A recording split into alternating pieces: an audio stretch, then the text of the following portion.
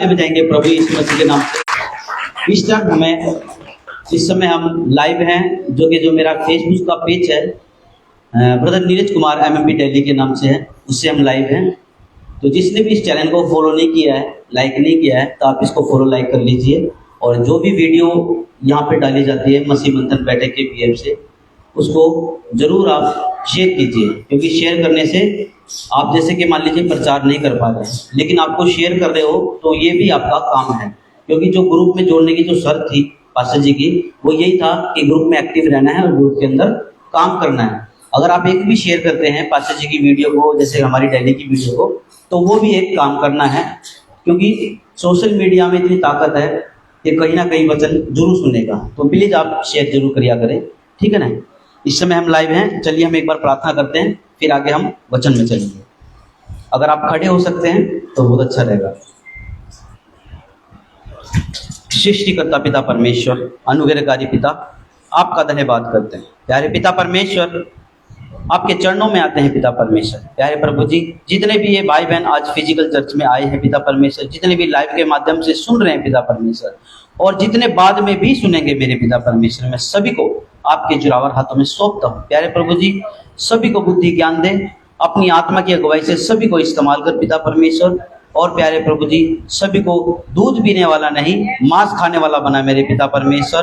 तेरे वचनों में अधिकाई से बढ़ने पाए मेरे पिता परमेश्वर, और सिद्ध ज्ञान सहित एक दूसरे को सिखाए और चिताए मेरे पिता परमेश्वर। हे प्यारे प्रभु जी, मैं आपका धन्यवाद करता हूँ। प्यारे पिता परमेश्वर, एक एक जन को अपना बुद्धि का आत्मा दे, अपने कलाम के वचनों का मतलब सीखा, अपने कलाम के वचनों का सीखने का प्यारे प्रभु जी इनमें जज्बा दे मेरे प्यारे प्रभु जी, ताकि तेरे वचन को सीखकर प्यारे प्रभु जी तेरे राज्य के लिए कार्य करे और खड़े हो मेरे पिता परमेश्वर। तेरे दिल्ली शहर के अंदर मेरे प्यारे प्रभु जी बढ़ चढ़कर कार्य करें मेरे पिता परमेश्वर। प्यारे प्रभु जी, हम आपका धन्यवाद करते हैं। पास्टर डैनियल राज जी के लिए हम प्रार्थना करते हैं। प्यारे पिता परमेश्वर, पास्टर डैनियल राज जी को सद्बुद्धि ज्ञान दे, और भी बुद्धि से अपनी सामर्थ्य से भरकर यूज कर मेरे प्यारे पिता परमेश्वर। प्यारे प्रभु जी, ताकि प्यारे प्रभु जी जो तेरे आज जो खरी शिक्षा लेकर चल रहे हैं मेरे पिता परमेश्वर, पास्टर डैनियल राज जी, जो भेड़ियों के बीच में जो एक अकेली लोती जो भेड़ और जो 10% और भी है सिखाने वाले, लेकिन मुझे तो दिखता नहीं है, मेरे को सिर्फ पास्टर डैनियल राज जी दिखते हैं, जो कि तेरे खराई के वचन को, जो तेरे सच्चे वचन को, जो बिल्कुल बाइबल के अकॉर्डिंग जो पहली सदी की कलीसिया सिखाते, जैसे आप सिखाते थे प्रभु यीशु मसीह, ऐसे ही पास्टर डैनियल राज जी सिखा रहे हैं। और जो गलत शिक्षा टीचिंग दे रहे हैं उनको उड़ाना भी दे रहे हैं कि ये तुम कर रहे हो, गलत कर रहे हो। हे पिता परमेश्वर, उनको और भी बुद्धि ज्ञान सामर्थ्य से भरो मेरे पिता परमेश्वर। और प्यारे प्रभु जी, उनको हेल्थ इशू ठीक रखिए मेरे पिता परमेश्वर। कोई भी किसी प्रकार की बीमारी या शैतान की युक्ति उन पर ना होने पाए। यीशु मसीह के नाम से डांटते हैं हर एक शैतान की युक्ति और बीमारी को। पास्टर डैनियल राज जी का हेल्थ इशू बिल्कुल ठीक, भले चंगे हो मेरे पिता परमेश्वर, बिल्कुल ठीक ठाक रखना मेरे प्यारे पिता परमेश्वर पास्टर डैनियल राज जी को। और जितने भी एमएमपी दिल्ली शहर की कलीसिया है, जितने भी प्यारे पिता परमेश्वर आपके लोग हैं इस संसार के अंदर, सभी को ऊपर मेरे पिता परमेश्वर अपनी दया दृष्टि बनाए रख पिता परमेश्वर। क्योंकि ये अनुग्रह का दिन है पिता परमेश्वर, ये आपके अनुग्रह का दिन चल रहा है मेरे पिता पर, सभी के ऊपर अपना अनुग्रह कर पिता परमेश्वर। प्यारे प्रभु जी, आपका धन्यवाद करते, सारी आदर प्रशंसा महिमा जलाल आपकी करते हैं। मांगते हैं छोटी सी विनती को अपने उद्धार करता यीशु मसीह के सामर्थ्य नाम से, दया से सुने और विनती कबूल करे पिता परमेश्वर, आमीन। एक सुंदर ताली बजाएंगे प्रभु यीशु मसीह के नाम से। एक बार आप दिखा दीजिए कलीसिया को। आप सभी हालेलुया जय मसीह की आप चिल्ला भी सकते हैं। ये हमारे एमएमपी दिल्ली चर्च है, जो कि आप सभी को जय मसीह की हालेलुया बोल रहे हैं। तो जिस किसी भाई या बहन के पास फिजिकल चर्च नहीं है, आप हमारे चर्च में विजिट कर सकते हैं। हमारे जो चर्च का एड्रेस है वो हम आपको बताएंगे जरूर। ये एमएमपी दिल्ली शहर की कलीसिया थी। आप सभी हमारे दिल्ली चर्च में आ सकते हैं, आप सभी का स्वागत करते हैं। हमारे जो चर्च थोड़ा सा पीछे, थोड़ा सा इधर, हल्का सा इधर, हाँ बस। हमारे जो चर्च का एड्रेस है, हमारा जो चर्च का एड्रेस है मैं आपको बताने जा रहा हूँ। उत्तम नगर वेस्ट मेट्रो पिलर नंबर 699, जो मेट्रो स्टेशन है। अगर आप मेट्रो से आते हैं तो आप वेस्ट मेट्रो स्टेशन पे उतरेंगे उत्तम नगर, वहां से आप थोड़ा सा पैदल चलेंगे तो पिलर नंबर 699 आएगा। उस पिलर नंबर 699 के सामने ही बिल्कुल आपको किशन गार्डन दिखेगा। उस किशन गार्डन के अंदर हमारा चर्च लगता है। अगर आप बस से आ रहे हैं तो बस से आ रहे हैं तो आप ओम विहार बस स्टैंड पर उतरेंगे और बस स्टैंड पर उतरने के बाद आपको बिल्कुल सामने ही किशन गार्डन नजर आ जाएगा, 699 पिलर नंबर के सामने। आप वहाँ पर हमारे पास आ सकते हैं और फिजिकल चर्च अटेंड कर सकते हैं। थोड़ा सा इसको पीछे करो, थोड़ा सा पीछे करो सर। आज का प्रचार स्टार्ट करने से पहले मैं थोड़ी सी अनाउंसमेंट करूंगा जो कि बहुत जरूरी है एमएमबी के वीएफ से। सबसे पहले हम मसीह मंथन बैठक जो हमारा महाराष्ट्र से पास्टर डैनियल राज जी है उनके वीएफ से आपका स्वागत करते हैं। मसीह मंथन बैठक ऑफिशियल चर्च जो हमारा है महाराष्ट्र में, हम आप सभी का स्वागत करते हैं। और साथ में ही जितने भी एमएमबी दिल्ली चर्च के मेंबर हैं आप सभी का स्वागत करते हैं। जितने भी ऑनलाइन सुन रहे हैं आपका भी स्वागत करते हैं। एक सुंदर ताली बजा सकते हैं आप सभी। Thank you, God bless you. तो सबसे पहले हम बात करेंगे कि हम कौन हैं। हम हैं कौन? हम हैं मंथन वाले मसीह की देह के। हम हैं मंथन वाले मसीह की देह के। मंथन का मतलब समझते होंगे आप, परमेश्वर के वचन पर बैठकर मंथन करना। आज क्या कर रहे हैं पास्टर डैनियल राज जी? मंथन कर रहे हैं। जैसे कि पास्टर जी ने एक प्रोग्राम भी चलाया है मंथन, तो उस प्रोग्राम में भी एक वचन के ऊपर हम मंथन होता है और मंथन में जो आता है बिल्कुल खुलकर और बिल्कुल निचोड़ निकल कर आता है कि ये सच है।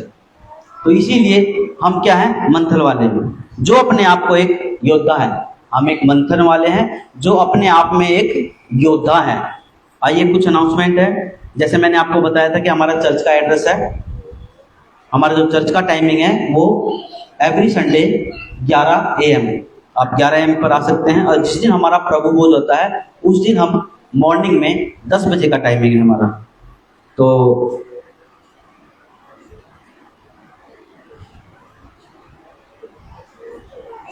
हमारी अनाउंसमेंट है कि मसीह मंथन बैठक पूरे भारत में मसीह भाई बहनों का स्वागत करता है।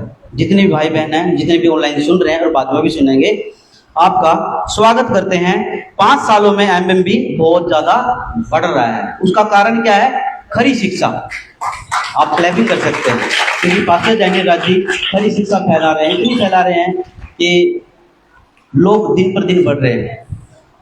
हफ्ते भर में ही पास्टर जी के हजार लोग जुड़ रहे हैं मसीह मंथन बैठक में। तो इन 5 सालों के अंदर मसीह मंथन इतना बढ़ गया है, इतना ग्रोथ कर गया है कि 29 राज्यों में मसीह मंथन बैठक के चल रहे हैं और 11 कंट्री विदेश में, बल्कि और बढ़ भी गई है, अब तो और बढ़ भी गई है। तो वहां पर भी एमएमबी का चर्च चलता है। अगर आपको मसीह मंथन बैठक से जुड़ना है, आप मसीह मंथन से जुड़ना चाहते हैं, तो आप एक नंबर है उस पर कॉल कर सकते हैं। ये हमारा मसीह मंथन बैठक का ऑफिस का नंबर है, अभी आपको मैं बताऊंगा। मोबाइल नंबर है 9982333577। मैं एक बार फिर से आपको बता देता हूँ, 9982333577। आप इस नंबर पर कॉल कर आप मसीह मंथन बैठक से जुड़ सकते हैं एमएमबी से। हालेलुया। अब बात करते हैं कि पास्टर डैनियल राज जी ने एक प्रोग्राम चला रखा है जो है यूथ मीटिंग। जो बच्चे हैं उनके लिए प्रोग्राम चला रखा है। जिन जिन बच्चों ने जो ग्रुप अटेंड नहीं किया, जो मैं दिल्ली शहर के जितने भी मेरे बच्चे हैं, हमारे जितने चर्च के जितने बच्चे हैं, सभी से बोलना चाहूँगा कि आप जरूर ग्रुप के अंदर ऐड होइए। और ऐड होने का मकसद है खरी शिक्षा, अपने बच्चों को एजुकेट करना। क्योंकि बाहर संसार में देखा होगा आपने बच्चे कैसे हैं। बच्चे ऐसे हैं कि छोटे छोटे बच्चे ही व्यभिचार में घुसे पड़े हैं। शैतान ने ऐसा भ्रमित कर रखा है बच्चों को, अपने चक्कर में, अपने जाल में ऐसा फंसा रखा है शैतान ने कि छोटे छोटे बच्चे नशे में हैं। छोटे छोटे बच्चे दारू पीते हैं, बीड़ी पीते हैं, सिगरेट पीते हैं। लेकिन मसीह मंथन बैठक ने हर एक, छोटा हो चाहे बड़ा हो, चाहे जवान हो चाहे बुजुर्ग हो, सबका भविष्य सुधारा है। क्योंकि मसीह की देह में भी ऐसे ऐसे लोग हैं जो मसीह में आने के बाद भी नशा कर रहे हैं, बीड़ी पी रहे हैं, सिगरेट पी रहे हैं, और कहते हैं कि बाइबल में लिखा है कि दारू पी सकते हैं, वाइन पी सकते हैं। बोलते हैं कि वाइन तो चढ़ती है। उनको कौन समझाए? वाइन बिल्कुल भी नहीं चढ़ती है। हालेलुया। दूसरा प्रोग्राम बताने से पहले मैं आपको बता देता हूँ, अगर आप यूथ मीटिंग में अपने बच्चों को जोड़ना चाहते हैं, वो एवरी थर्सडे 7 PM पर स्टार्ट होती है उनकी मीटिंग। जिनको मीटिंग जो मीटिंग ले रहे हैं उनका जो मीटिंग ले रहे हैं सिस्टर है पौलमी घोष जी, उनका मोबाइल नंबर है 9073837362। ये उनका मोबाइल नंबर है। आप पॉज कर आप धीरे धीरे सुनकर आप इस नंबर को नोट कीजिए और आप जरूर उस ग्रुप के अंदर ऐड होइए आपके बच्चों के भविष्य के लिए, क्योंकि आजकल शैतान इतना वो हो गया है कि छोटे छोटे बच्चों को अपने जाल में फंसा रहा है। और खासकर जो उम्र के बच्चे जैसे कि 16 साल से 30 साल की उम्र के बच्चे, उनको तो बहुत ज़्यादा शैतान ने पकड़ रखा है। ऐसा पकड़ रखा है कि ये जो उम्र होती है जो बच्चों की, ये बिल्कुल कहते हैं कि अल्लड़ बुद्धि होती है, अनाड़ीपन। उसमें क्या होता है, शैतान के जाल में जल्दी फंस जाता है बच्चा। तो इसीलिए हमें अपने बच्चों को उस शैतान के जाल से बाहर निकालने के लिए, अपने बच्चों को हमें निकालने के लिए जोड़ना पड़ेगा इसके अंदर, ग्रुप के अंदर। वो जोड़ने का मकसद यही है कि हमारे बच्चे एजुकेट हो, परमेश्वर के वचन को समझे, और अच्छा बुरा क्या है वो कन्विट कौन करेगा हमारे को? पवित्र आत्मा। जिस दिन हमारा उद्धार होता है हमारे को पवित्र आत्मा मिल जाता है, तो वो पवित्र आत्मा हमारे को कन्विट करता है। लेकिन हमको क्या करना है? क्योंकि जो बच्चा जिस उम्र का होता है वो होता है थोड़ी अल्लड़ बुद्धि से नादान, उसको हमें समझाना पड़ेगा। ये काम किसका? पेरेंट्स का। हमें अपने बच्चों को, जो हमारे पेरेंट्स हैं, उनको हमें बताना है। हालेलुया। दूसरा प्रोग्राम पास्टर जी ने चला रखा है मसीह मंथन बैठक का के ladies meeting. Every Saturday meeting चलती है, ये 7 PM। इसको मीटिंग को जो लेते हैं सिस्टर प्रीति खजूर जी हैं। इनका मोबाइल नंबर है 9407903059। ये सिस्टर प्रीति खजूर जी है। आप इस नंबर पर कॉल कर जैसे कि सिस्टर आराधना जी हैं, सिस्टर शांति जी हैं, सिस्टर आप धानी जी हैं, और जैसे सिस्टर जी बैठे हैं, आप सिस्टर बैठे हैं, मित्रा जी हैं, मम्मी हैं, और भी जैसे हमारे ग्रुप के अंदर जो है सिस्टर पिंकी जी हैं। आप इस जरूर ग्रुप में जुड़िए। सिस्टर दिव्या जी आप भी जरूर जुड़िए, जो कि सिस्टर प्रीति खजूर जी लेते हैं। बाकी आप जुड़े हुए भी हैं, जो भी है, जो नहीं जुड़े हैं आप जरूर जुड़िए। तीसरा जो चला रखा है पास्टर जी ने, मसीह मंथन बैठक किड्स चर्च, यानी बच्चों का चर्च। वो भी आपको अपने बच्चों को, जैसे कि छोटे बच्चे हमारे, जैसे कि इसके क्या नाम है, मुकेश जी के बच्चे हैं, जैसे आपके बच्चे हैं, मैं अपने बच्चे को भी लूँगा, मेरे बच्चे हैं, जैसे आपके बच्चे हैं, और भी हमारे चर्च के अंदर जितने भी छोटे बच्चे हैं, आप इस किड्स चर्च यानी बच्चों का जो चर्च है उसमें आप जरूर जोड़िए। जोड़ने का मकसद ये है कि हमारे जो बच्चे अभी छोटे हैं, बड़े होंगे तो मसीह की शिक्षा में बड़े होंगे, तो वो इधर उधर के चक्कर में बिल्कुल भी नहीं फंसेंगे। इसीलिए हमें अपने बच्चों को मसीह की शिक्षा से जोड़ना है। तो जो ये चर्च चला रहे हैं, वो चर्च का जो समय है every Sunday 4 PM to 5 PM, 1 घंटे की क्लास लगती है। तो उसमें जुड़ने के लिए आपको ब्रदर सिद्धार्थ जी को कॉल करना, सिद्धार्थ जवाले जी को और दीपा परवानी को। जो उनके नंबर है, जैसे सिद्धार्थ ब्रदर जी का नंबर मैं आपको बताने जा रहा हूँ, उनका नंबर है 8605263397। ये ब्रदर सिद्धार्थ जी का नंबर है। और दूसरा नंबर है दीपा जी का, इनका नंबर है 9172941544। ये मोबाइल नंबर है। आप पॉज कर दोबारा से सुन सकते हैं लाइव में, और अपने बच्चों को आप जरूर ऐड करिए इसमें। दिल्ली से जितने भी मेंबर है आप सभी अपने बच्चों को ऐड कीजिए। और जो ऑनलाइन मुझे सुन रहे हैं, अगर आप भी अपने बच्चों को, जो MMB से नहीं है लेकिन आप अपने बच्चों को अगर जोड़ना चाहते हैं, तो मैं आपसे बोलूँगा जो मैंने नंबर बताया उसको आप पॉज करके सुनिए, और आप अपने बच्चों को MMB किड्स चर्च में जोड़िए। बहुत अच्छा चल रहा है। अब बात करते हैं शॉर्ट टर्म बाइबल कॉलेज। 7 दिन का Bible college pastor Danny Raj ji चला रहे हैं। 35 बैच कंप्लीट हो चुके हैं, और शायद आज से या शायद कल से 36वां बैच स्टार्ट हो जाएगा, और 38वां बैच हमारा है, जो कि हम जा रहे हैं यहाँ से दिल्ली से। तो मैं आपको बताने चाहूँगा कि शॉर्ट टर्म बाइबल कॉलेज का मकसद क्या है। मकसद यही है कि द बॉडी ऑफ क्राइस्ट, यानी कि मसीह की देह को तैयार करना। तो मसीह की देह कैसे तैयार होगी? एजुकेट होगा वचनों में। लेकिन जैसे कि मैं लास्ट में बात करूंगा, बिल्कुल सही कब बोला सिस्टर जी ने। तो मैं एक बार आपको बताना चाहूँगा, जो भी शॉर्ट टर्म बाइबल कॉलेज के लिए एडमिशन करवाना चाहता है, अपना रजिस्ट्रेशन भी करवाना चाहता है, आपको एक नंबर दूंगा जो हमारा MMB ऑफिस का नंबर है। आप अपना रजिस्ट्रेशन करवा सकते हैं और बाइबल कॉलेज आप जा सकते हैं। रजिस्ट्रेशन नंबर है 9982335777। ये मोबाइल नंबर है, आप इस नंबर पर कॉल कीजिए और short term Bible college attend कीजिए, जो कि सबके लिए बहुत जरूरी है। वो जरूरी इसलिए है क्योंकि आप जहाँ कहीं भी चल जा रहे हैं, जैसे कि मसीह मंथन बैठक के तो मेंबर हमारे हैं ही, बाकी अदर्स जो कहीं भी आप चल जा रहे हैं, बहुत धांधलेबाजी है। इतने धांधलेबाजी है कि वहाँ पर प्रभु यीशु मसीह को प्रेजेंट बिल्कुल भी नहीं किया जा रहा है। वहाँ पर प्रेजेंट हो रहे हैं पास्टर, एवेंजलिस्ट, बिशप, ये सब प्रेजेंट हो रहे हैं, अपने आप को आगे कर रहे हैं, प्रभु यीशु मसीह को आगे बिल्कुल भी नहीं कर रहे हैं। तो इसीलिए शॉर्ट-टर्म बाइबल कॉलेज का मकसद ये कि आप खुद एजुकेट हों, ये मकसद है शॉर्ट-टर्म बाइबल कॉलेज का। इसका जो रजिस्ट्रेशन फीस है ये 5000 है, 5000 रुपये रजिस्ट्रेशन फीस है। वो 5000 रुपये आप ये मत सोचिए कि पास्टर डैनियल राज जी आपको सिखाने के लिए ले रहे हैं, बिल्कुल भी नहीं है। 5000 का मकसद लेने का मतलब है आप वहाँ पर 7 दिन रहेंगे, एक दिन पहले जाएंगे और बाइबल कॉलेज खत्म होने के बाद एक दिन बाद आप वहाँ से आएंगे। तो वहाँ पर जितना भी आपका रहने का, खाने का, सोने का जो भी सुविधा है, 4 टाइम का आपको खाना मिलेगा, जिसमें से आपको मॉर्निंग ब्रेकफास्ट, लंच, फिर इवनिंग में आपको ब्रेकफास्ट मिलेगा, फिर नाइट में आपको फिर डिनर मिलेगा, और चाय कॉफ़ी 24 घंटे फ्री है बिल्कुल, क्योंकि हम जा चुके हैं, हमने वो करा है। तो आप जरूर शॉर्ट-टर्म बाइबल कॉलेज में अपना एडमिशन करवाइए, जैसे कि इसमें लिखा हुआ है 24 घंटे अवेलेबल। इसके बाद आपको एक सर्टिफिकेट दिया जाएगा बाइबल कॉलेज का, जो आप बाइबल कॉलेज करोगे तो आपको एक सर्टिफिकेट भी दिया जाएगा बाइबल कॉलेज का। अब मैंने जैसे आपको पहले बताया था, the purpose of short-term Bible college, the educate the body of Christ, यानी कि आपको बाइबल कॉलेज करने का मकसद है कि मसीह की देह, हम क्या है, मसीह की देह है, तो हमारे को क्या करना है, एजुकेट होना है। तो एजुकेट होने के लिए हमारे को बाइबल कॉलेज जाना बहुत जरूरी है। तो आप जरूर बाइबल कॉलेज जाइए, जैसे मैंने आपको बताया है। अब मैं आता हूँ अपने विषय के ऊपर, जो कि आज का टॉपिक है मेरा। एक सुंदर ताली बजाएंगे प्रभु यीशु मसीह के नाम से, जो कि पास्टर डैनियल राज जी ने हमारे को इतनी अच्छी सुविधाएं हमारे लिए कर रखी हैं।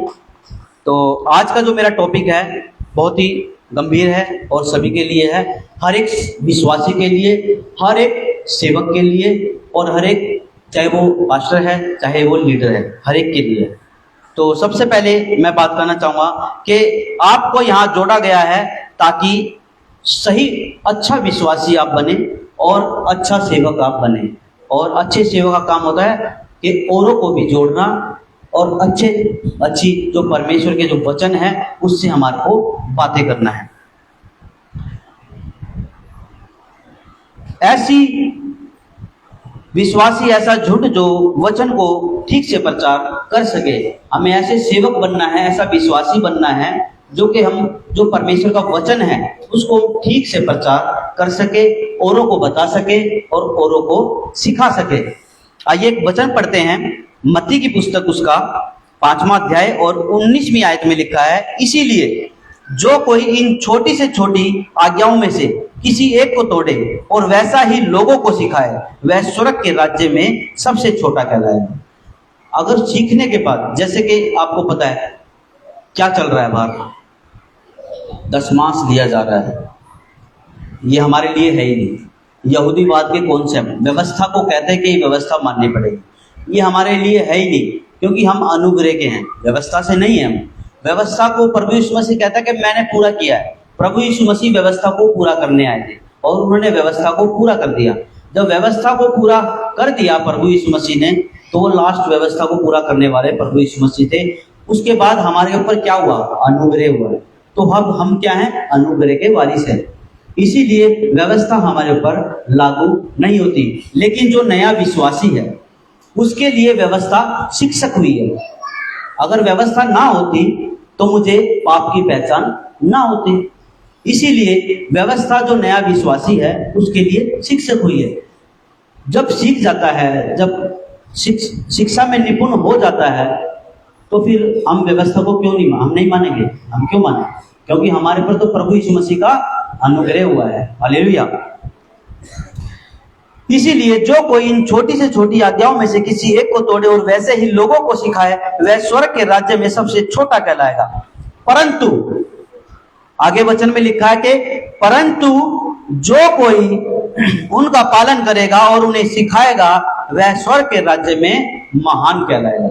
जो मसीह की खरी शिक्षा है, उनको सिखाएगा और उनका पालन करेगा परमेश्वर प्रभु यीशु मसीह की आज्ञाओं को, तो वो क्या करेगा? महान कहलाएगा। तो हमें क्या करना है? परमेश्वर की आज्ञाओं को मानना है और सिखाना भी है और पालन भी करना है, तभी हम महान कहलाएंगे। नहीं तो फिर हमारा मसीह में रहना व्यर्थ है, व्यर्थ है। फिर तो मत्ती की पुस्तक उसका 7वां अध्याय और 21, 22, 23 हमारे पर लागू होता है। जैसे प्रभु यीशु मसीह कहता है कि मैं तुम्हें जानता ही, यही हमारे पर लागू होगा। तो मेरे भाइयों बिल्कुल संभलिए आप। रीजिंग the word with sound doctrine, हमें क्या करना है?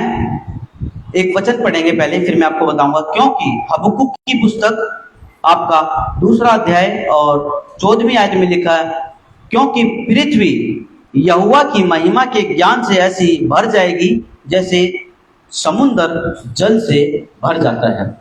तो परमेश्वर का जो ज्ञान हम सीखेंगे, हम लोगों को सिखाएंगे, तो जाहिर सी बात है क्राइस्ट ऑफ बॉडी बढ़ेगी, प्रभु इसमें परमेश्वर का राज्य बढ़ेगा। तो इसीलिए वचन कहता है हबक्कुक की पुस्तक में 2 अध्याय और 14वीं आयत में लिखा है, क्योंकि पृथ्वी यहोवा की महिमा के ज्ञान से ऐसी भर जाएगी जैसे समुद्र जल से भर जाता है। तो हमें क्या करना है? हमें एजुकेट होना पड़ेगा। एजुकेट होने के बाद हमें क्या करना पड़ेगा? बॉडी ऑफ क्राइस्ट, हमें वचन सुसमाचार प्रचार करना पड़ेगा। और हर एक विश्वासी का यही काम है और हर एक सेवक का भी यही काम है। आप ये मत सोचिए कि काम सिर्फ सेवक का है, नहीं, विश्वासी का भी यही काम है। आप जितने भी बैठे हैं, आपको प्रभु यीशु मसीह ने जो चुना है ना, वो ऐसे ही नहीं चुना है, किसी मकसद से चुना है। तो आपको अपना मकसद समझना पड़ेगा। जब तक आप मकसद को नहीं समझेंगे तो आप फिर दूध पीते हुए बच्चे हो। इसीलिए आप अपने मकसद को समझिए। मकसद सिर्फ परमेश्वर का, प्रभु यीशु मसीह का यही है, द बॉडी ऑफ क्राइस्ट, परमेश्वर के राज्य को बढ़ाना। हालेलुया! एक सुंदर ताली बजा सकते हैं आप।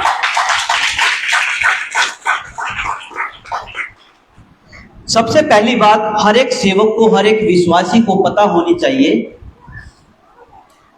बाइबल, जैसे कि BBK यानी कि बाइबल बेसिक बाइबल नॉलेज, यानी कि बाइबल की नॉलेज सभी को बहुत जरूरी है।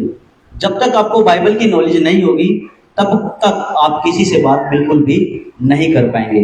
तो आपको एजुकेट होने के लिए सबसे पहले बाइबल की नॉलेज बहुत जरूरी है। आइए देखते हैं बाइबल को English, Bible is the English word, Bible को इंग्लिश में बोलते हैं बाइबल ही। इसको लैटिन और ग्रीक वर्ड में बोलते हैं बिब्लिया। बिब्लिया लैटिन और ग्रीक वर्ड में बोलते हैं बिब्लिया, बुक्स, बिब्लिया बुक्स। बाइबल को कुल कितने लोगों ने लिखा है, क्या कोई बता सकता है? जी बिल्कुल राइट, बाइबल को कुल 40 लोगों ने लिखा है। आप बिल्कुल इसके जो जब मैं बता रहा हूं आपको बिल्कुल याद रखना है। और ये आप सभी से, जितने भी यूथ बच्चे हैं, आप सभी से पूछा जाएगा। मैं पूछूंगा जरूर, सभी से पूछूंगा कि बाइबल को कितने लोगों ने लिखा है और बाइबल को लिखने में कितने साल लगे हैं। बता सकता है कोई? बिल्कुल राइट, आप क्लैपिंग कर सकते हैं सिस्टर जी के लिए। 1600 साल लगे हैं बाइबल को लिखने में। अब देख लीजिए, ये जो हमारे पास आया है इसको 1600 साल लगे हैं। देख लीजिए कितने बलिदान हुए हैं, कितनी जानें गई हैं। क्या कोई एक आदमी अपने हाथ में कील या सुई लगाकर देखिए, कितना दर्द होगा। प्रभु यीशु मसीह ने जान दी है, कीलें ठोकी है, अपना कीमती लहू बहाया है। किसके लिए? उसमें कोई पाप था ही नहीं, हमारे पापों के लिए, हमारे पापों के लिए प्रभु यीशु मसीह क्रूस पे, ताकि क्रूस का भी महत्व है। क्रूस का महत्व क्या है? हमारे पापों के लिए, ताकि वो ऊपर लटकाया गया ताकि सबको दिखे कि वो निष्पाप था। हमारे पापों को उसने अपने सर पे ले लिया, हमारे पापों के लिए वो मरा। तो फिर हम प्रभु में होने के बाद भी अगर फिर हम ऐसा अपना बीजी जीवन जिएंगे, प्रभु के लिए नहीं जिएंगे, तो फिर तो इससे बढ़िया था जैसे पहले आप थे वैसे ही रहते तो अच्छा था।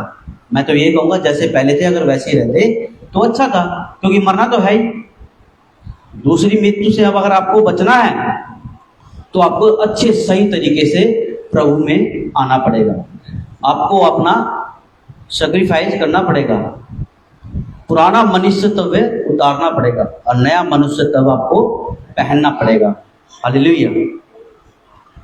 अब तक बाइबल को 1200 भाषाओं और बोलियों में सफलतापूर्वक अनुवाद किया जा चुका है। आपको ये भी याद रखना है, 1200 भाषाओं में। पहले सिर्फ एक ही भाषा थी, हिब्रू। हालेलुया। आवाज साफ आ रही है ना? हाँ, हिब्रू भाषा में थी, लेकिन अब 1200 भाषाओं में। हालेलुया। बाइबल को 2 भागों में बांटा गया है, एक है नया नियम, एक है पुराना नियम। नया नियम की पुस्तक 27 है और पुराने नियम की पुस्तक 39 है। लेकिन आपको पता होगा,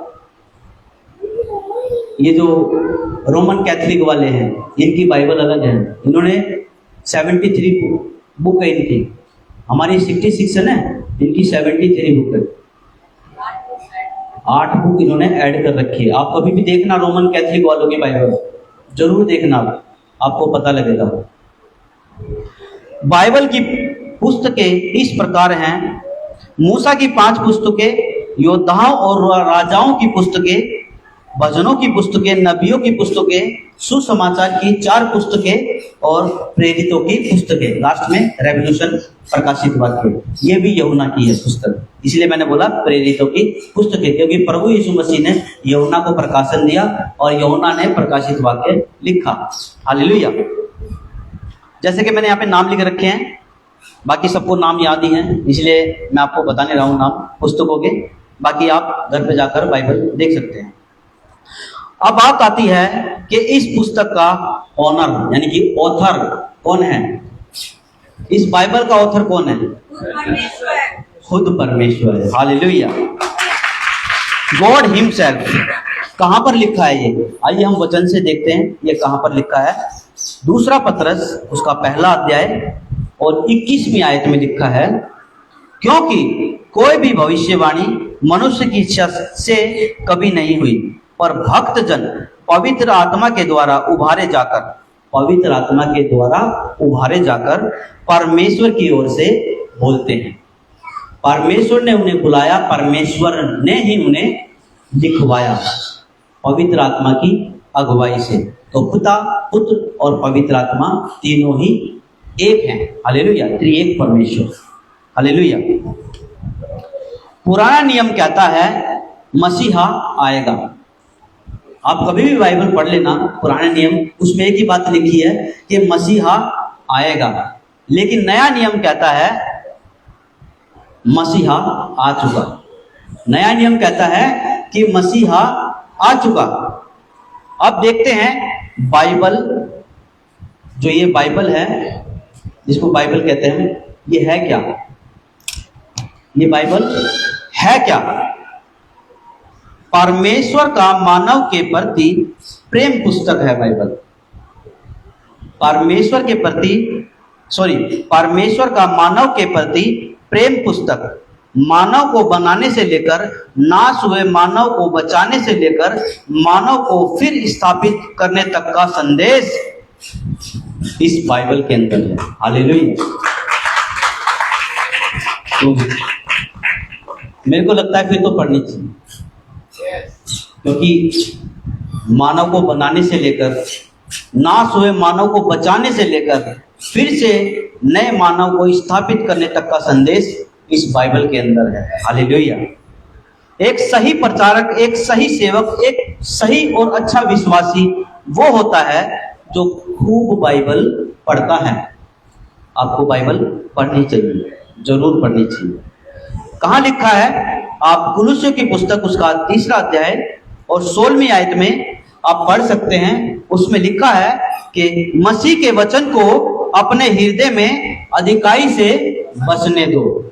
मसीह के वचन को अपने हृदय में अधिकाई से बसने दो और सिद्ध ज्ञान सहित एक दूसरे को सिखाओ और चिताओ। जब तक हम सीखेंगे नहीं तो हम सिद्ध कैसे बनेंगे? जब तक हम पढ़ेंगे नहीं तो हम कैसे सिद्ध बनेंगे? तो हम कैसे किसी को सिखाएंगे और कैसे किसी को चिताएंगे? तो इसीलिए पहले तो खुद एजुकेट होइए, फिर दूसरे को भी एजुकेट कीजिए। इसीलिए ये वचन कहता है कि मसीह के वचन को कुलुस्सियों की पुस्तक उसका 3 अध्याय और 16वीं आयत में लिखा है कि मसीह के वचन को अपने हृदय में अधिकाई से बसने दो और सिद्ध ज्ञान सहित एक दूसरे को सिखाओ और चिताओ। हालेलुया। एक सही सेवक, एक सही प्रचारक और एक सही विश्वासी वो होता है जो वचन को ठीक से समझकर पढ़ता भी है और सीखता भी है और लिखता भी है और बोलता भी है। हालेलुया। आइए पढ़ते हैं हम कुछ वचन। अय्यूब की पुस्तक उसका 42वां अध्याय और 7वीं आयत में लिखा है। अय्यूब का पुस्तक उसका 42वां अध्याय और 7वीं आयत में लिखा है, और ऐसा हुआ कि जब यहोवा ये बातें अय्यूब से कह चुका तब उसने तेमानी एलीपज से कहा, जो उसके दोस्त थे, तेमानी एलीपज से कहा, मेरा क्रोध तेरे और तेरे दोनों मित्रों पर भड़का है। अय्यूब के ये 3 दोस्त थे जो अय्यूब को खुद कह रहे थे कि तेरा परमेश्वर कैसा है, कैसे तेरे घाव हो गए। उसको ऐसे घाव हो गए कि वो बैठ भी नहीं पा रहा था। उसने राख डाली, राख डाल को उसको गीला करा और उसके ऊपर बैठा ताकि उसको दर्द ना हो, और उसके पूरे बदन के ऊपर ऐसे फोड़े फुंसी हो गए। तो उसको जैसे कि मान लीजिए एक छोटा सा मैं उदाहरण बता रहा हूँ, वैसे जैसे बाइबल में लिखा वही बता रहा हूँ, बाहर नहीं जाऊंगा मैं बिल्कुल भी बाइबल से। जैसे मान लीजिए यहाँ पर, अगर यहाँ पर उसके, एक छोटी सी बात में, जैसे कि यहाँ पर अगर उसके घाव है तो वो एक ठीकरा बोलते हैं जो घड़ा टूट जाता है, उस ठीकरे को उठाकर यहाँ नहीं खुजाता था, उसके बगल में खुजाता था। अगर यहाँ खुजाएगा तो घाव बढ़ जाएगा ना, यहाँ खुजाता था। देखिए कितना कष्ट अय्यूब ने सहा। तो यहाँ पे परमेश्वर, ये मैं आपको समझाने के लिए बता रहा हूँ कि परमेश्वर कह रहा है अय्यूब से कि और ऐसा हुआ कि जब यहोवा ये बातें अय्यूब से कह चुका, परमेश्वर से बात होगी अय्यूब की। अब उनके दोस्तों के पास परमेश्वर गया, जैसे कि उसमें लिखा है, तब उसने तेमानी एलीपज से कहा, मेरा क्रोध तेरे और तेरे दोनों मित्रों पर भड़का है, क्योंकि जैसी ठीक बातें मेरे दास अय्यूब ने मेरे विषय में कही वैसी तुम लोगों ने नहीं कही। तो अब देख लीजिए, क्योंकि वो परमेश्वर की आज्ञा पर थे ही नहीं, परमेश्वर के वचन पर वो थे ही नहीं, इसीलिए अय्यूब धर्मी ठहरा और उसको डबल मिला, जितना पहले था उससे भी डबल मिला। उसकी खुद की पत्नी उसको छोड़कर चली गई। परमेश्वर आया, अय्यूब की पत्नी आई और कहती है कि तेरे परमेश्वर ने तेरे साथ ऐसा कर दिया। तो अपनी पत्नी को कहता है कि हे मूढ़ स्त्री, चली जा, परमेश्वर ने दिया है और परमेश्वर ने ले लिया, परमेश्वर दोबारा भी दे देगा। और परमेश्वर ने दिया और इतना डबल दिया कि परमेश्वर ने, उसकी पत्नी भी, बच्चे भी, सब कुछ हो गए, दुगना, डबल हो गया ना, दुगना। हालेलुया। आइए और वचन देखते हैं। 2 तीमुथियुस 2:15 में लिखा है, अपने आप को परमेश्वर का ग्रहण योग्य और ऐसा काम करने वाला ठहराने का प्रयत्न कर जो लज्जित होने ना पाए और जो सत्य के वचन को ठीक रीति से काम में लाता हो। तो हमें क्या करना है? अपने आप को परमेश्वर का ग्रहण योग्य और ऐसा काम करने वाला ठहराने का प्रयत्न करना है। अपने अंदर से जितनी भी बुराइयां हमारे को सबसे पहले तो वो निकालनी है। हालेलुया।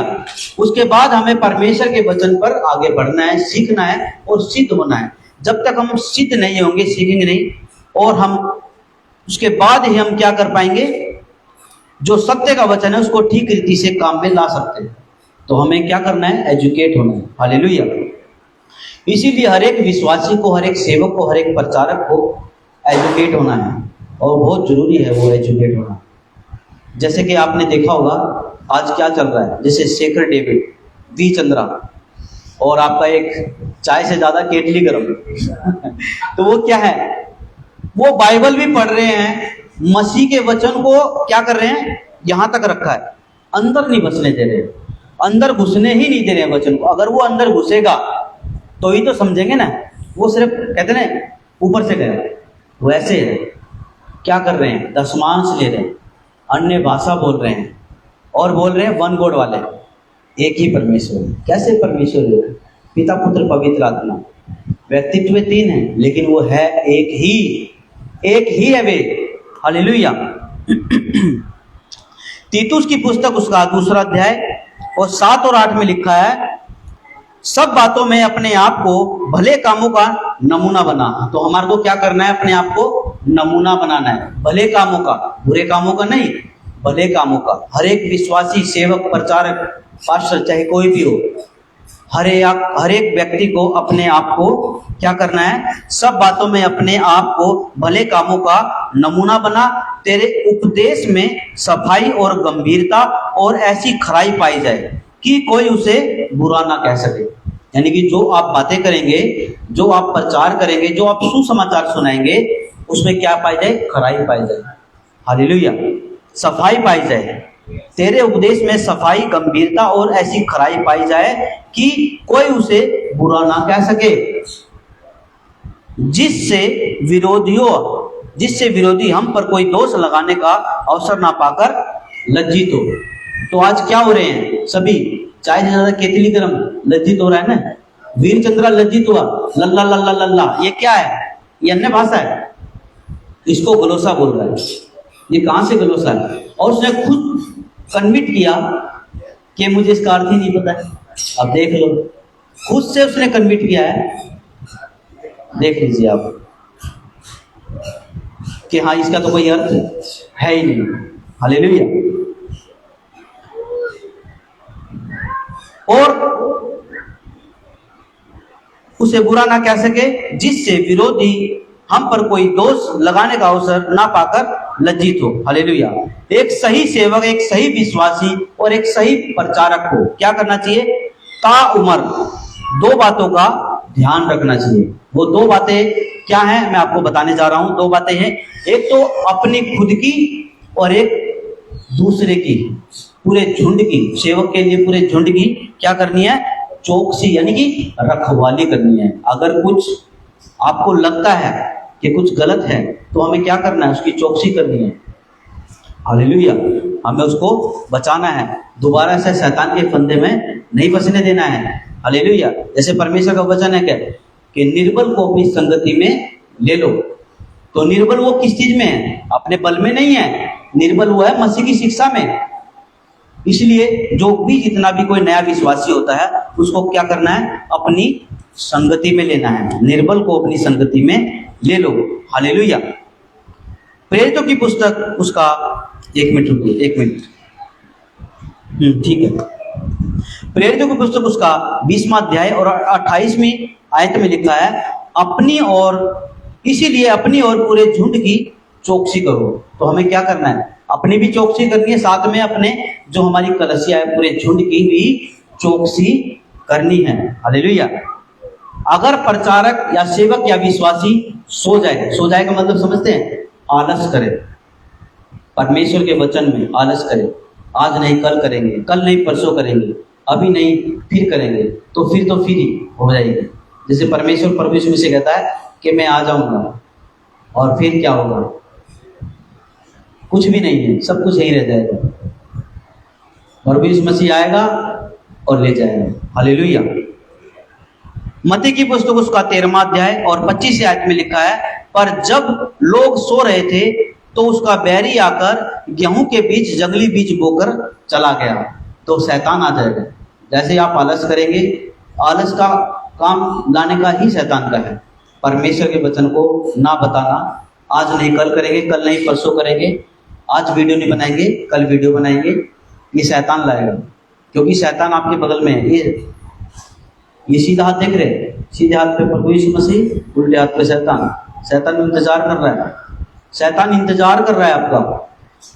लेकिन हमें क्या करना है? वचन लिखा ना कि उसकी युक्तियों से हम अनजान नहीं है, उसकी युक्तियों से हम अनजान नहीं है, नहीं तो फिर क्या करेगा? वो फाड़ खाएगा। तो हमें फाड़ के खाने वाला नहीं बनना है, बल्कि उस शैतान की शिक्षा को फाड़ना है। उस शैतान की शिक्षा को फाड़ना है। उसका जो दाव है हमारे पर नहीं चलेगा। कब नहीं चलेगा? जब हम सिद्ध हो जाएंगे, मसीह के वचन में उसकी आज्ञा का पालन करेंगे और मसीह के वचन में बढ़ जाएंगे। हालेलुया। मत्ती की पुस्तक उसका 13वां अध्याय 25वें आयत में लिखा है, पर जब लोग सो रहे थे तो उसका बैरी आकर गेहूं के बीच जंगली बीज बोकर चला गया। मत्ती की पुस्तक 13 का 38 में लिखा है, खेत संसार है, अच्छा बीज राज्य के संतान है और जंगली बीज दुष्ट की संतान है। तो जो जंगली बीज बोकर जाएगा वो दुष्ट कौन है? शैतान। तो हमें क्या करना है? बचना है। वो बचेंगे कैसे हम? जब हम वचन में बढ़ेंगे, सिद्ध बनेंगे। जब तक आप सिद्ध नहीं बनेंगे, तो जब तक आप मसीह की शिक्षा में आगे नहीं बढ़ेंगे। तो खूब बाइबल पढ़िए, खूब प्रचार कीजिए और सिद्ध बनिए, और परमेश्वर के राज्य में भी आप बढ़ चढ़कर आगे आएंगे। हालेलुया। यूहन्ना की पुस्तक उसका 17वां अध्याय और 12वीं आयत में लिखा है, जब मैं उनके साथ था तो मैंने तेरे उस नाम से जो तूने मुझे दिया उनकी रक्षा की, मैंने उनकी चौकसी की। ये कौन कह रहा है ये बात?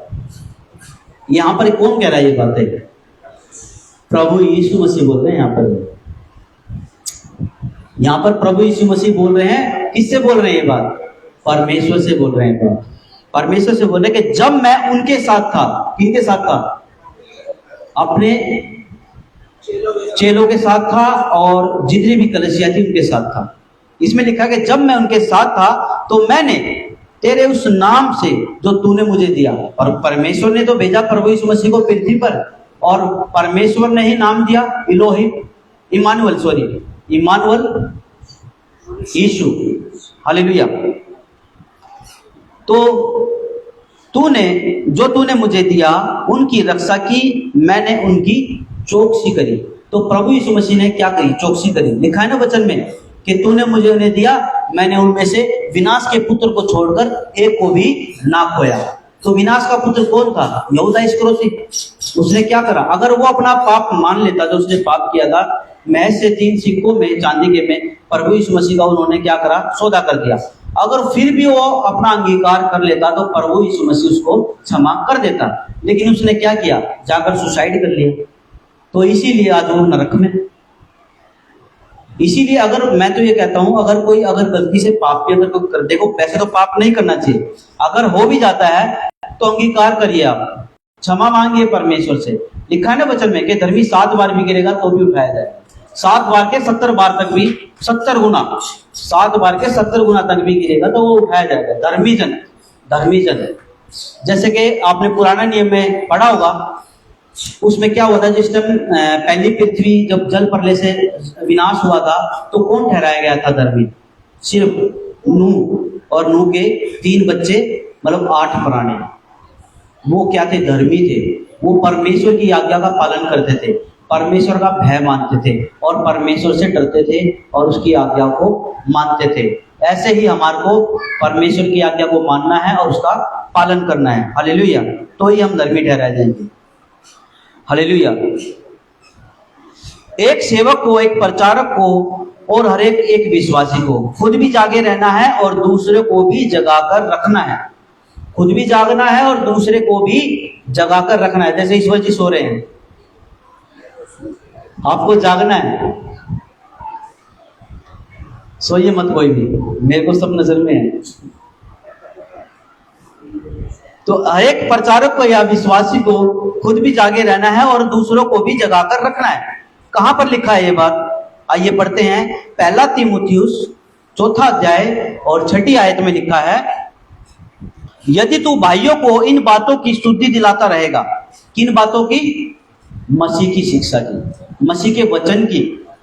अगर तू उनको, लिखा है कि यदि तू भाइयों को इन बातों की शुद्धि दिलाता रहेगा तो मसीह यीशु का अच्छा सेवक ठहरेगा।